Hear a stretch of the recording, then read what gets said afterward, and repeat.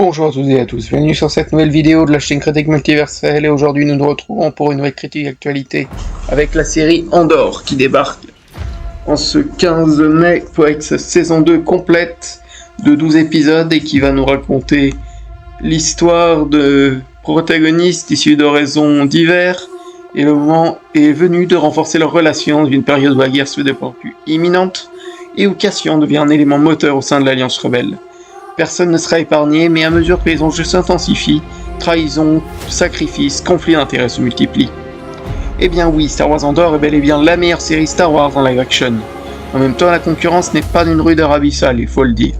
Et ce qui est paradoxal, ainsi qu'extrêmement comique, c'est qu'elle ne fait pas du Star Wars. Ici, pas de Jedi, fantasy, fanservice, perso reconnu, hormis le perso principal et quelques autres autour.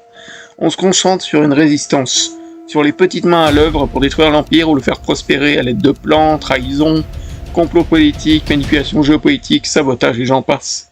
Cela appuie encore plus le parallèle avec la Seconde Guerre mondiale, ce que la saga est de toute façon. Ainsi, ce double point de vue permet à la série de ne pas sombrer dans un manichéisme vu 1000 fois, et de se teinter pour une fois de teinte grisâtre. Et ici on joue d'un ton plus sombre, sérieux, qui fait plaisir. Ici on est en guerre, l'heure n'est pas à la rigolade.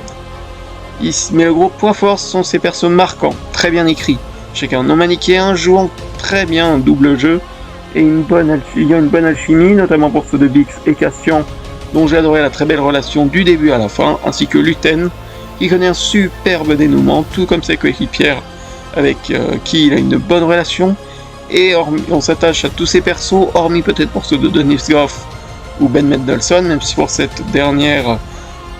même si pour Goff c'est assez débattable, qui sont toujours bien interprétés, aussi charismatiques qu'inquiétants, avec un bon développement tout du long. Et d'ailleurs cette série est très bien filmée, avec une très belle photographie, des cadres excellemment construits, et des scènes marquantes comme dans l'épisode 3 ou l'épisode 8 par exemple.